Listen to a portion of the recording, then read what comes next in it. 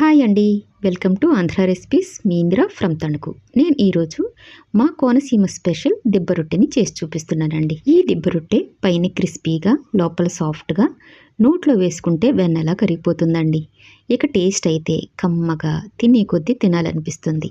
ఈ దిబ్బ రొట్టె టేస్ట్కి ఎవరైనా ఫిదా అవ్వాల్సిందేనండి. మా కోనసీమలో ఈ దిబ్బ రొట్టె చాలా ఫేమస్ అండి. అయితే ఈ దిబ్బ రొట్టెని ఎలా చేయాలో లేట్ చేయకుండా ప్రాసెస్లోకి వెళ్ళిపోదాం.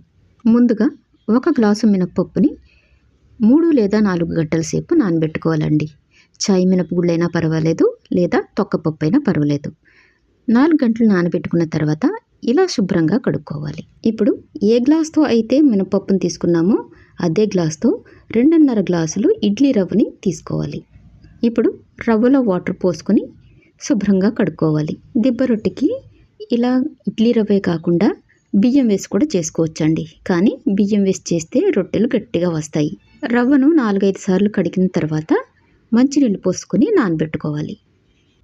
ఇప్పుడు మినపప్పుని స్టోన్ గ్రైండర్లో కానీ లేదా మిక్సింగ్ జార్లో కానీ వేసుకొని రుబ్బుకోవాలి. చూడండి, పిండి ఈ విధంగా మెత్తగా ఉండాలండి. మరీ జారుగా ఉండకూడదు, అలానే గట్టిగా కూడా ఉండకూడదు. ఇప్పుడు నానబెట్టుకున్న ఇడ్లీ రవ్వని గట్టిగా పిండుకొని ఒక బౌల్లోకి తీసేసుకోవాలి.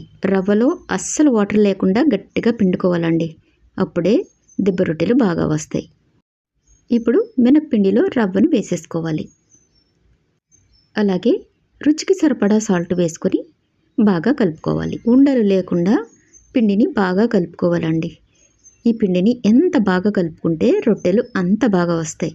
పిండిని గరిటెతో ఇలా కాసేపు బీట్ చేస్తే రొట్టెలు ఫ్లఫీగా వస్తాయండి. చూడండి, పిండి ఇలా సాఫ్ట్గా ఉండాలి. ఇప్పుడు స్టవ్ మీద ఐరన్ కళాయిని పెట్టుకోవాలండి. నాన్ స్టిక్ కళాయిలో వేస్తే రొట్టెలు అంత టేస్టీగా ఉండవండి. అందుకే ఐరన్ కళాయిలో వేసుకుంటే రొట్టెలు బాగా వస్తాయి.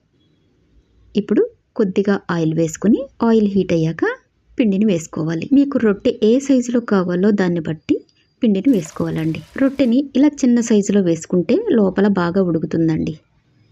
ఇప్పుడు మూత పెట్టుకొని 10 నిమిషాలు ఉడకనివ్వాలి. ఇప్పుడు మూత తీసి రొట్టె ఉడికిందో లేదో చెక్ చేసి రొట్టెని తిరగేయాలి. మీకు ఒకవేళ దిబ్బ రొట్టె ఇలా చిన్నగా ఇష్టం లేకపోతే పెద్దగా కూడా వేసుకోవచ్చండి. ఇప్పుడు దిబ్బ రొట్టె రెండో వైపు కూడా బాగా కాలిన తర్వాత తీసేసుకోవాలి. చూడండి, దిబ్బ రొట్టె ఎంత బాగా కాలిందో. ఇప్పుడు ప్లేట్లోకి తీసేసుకుందాం. ఇదే ప్రాసెస్లో అన్ని రొట్టెల్ని వేసేసుకోవాలండి. ఇప్పుడు రొట్టెని కట్ చేద్దాం. ఈ దిబ్బ రొట్టెని చాలామంది బాగా లావుగా వేసుకుంటారండి. రొట్టెని బాగా లావుగా వేసుకున్నప్పుడు ఒక్కొక్కసారి లోపల సరిగా ఉడకదండి. కాబట్టి ఇలా మీడియం సైజులో వేసుకుంటే బాగుంటుంది. చూడండి, ఫ్లఫీగా ఎంత బాగా వచ్చిందో. పైన క్రిస్పీగా, లోపల సాఫ్ట్గా చాలా బాగా వచ్చిందండి. లోపల కూడా చాలా బాగా ఉడికింది. చూడండి ఎంత కలర్ఫుల్గా, ఎంత యమ్మీగా ఉందో. ఇంతేనండి, మా కోనసీమ స్పెషల్ దిబ్బ రొట్టె రెడీ అయిపోయింది. ఈ దిబ్బ రొట్టెలోకి పల్లీ చట్నీ కానీ, కొబ్బరి చట్నీ కానీ, అల్లం చట్నీ కానీ, లేదా బెల్లం పాకమైన కూడా చాలా బాగుంటుందండి. చట్నీలు ఏమి లేకపోయినా కారపొడి వేసుకుని కూడా తినొచ్చండి. అయితే ఈ దిబ్బ రొట్టెని మీరు కూడా మీ ఇంట్లో తప్పకుండా ట్రై చేయండి. అలాగే మీకు ఈ దిబ్బ రొట్టె ఎలా వచ్చిందో తప్పకుండా ఫీడ్బ్యాక్ ఇవ్వండి. అలాగే నేను చేసిన ఈ దిబ్బ రొట్టె మీకు నచ్చితే వెంటనే లైక్ చేయండి, షేర్ చేయండి. అలాగే నా ఛానల్ని ఇప్పటి వరకు సబ్స్క్రైబ్ చేసుకోకపోతే వెంటనే నా ఛానల్ని సబ్స్క్రైబ్ చేసుకోండి. మరొక డిఫరెంట్ రెసిపీతో మళ్ళీ కలుద్దాం. Thank you for watching.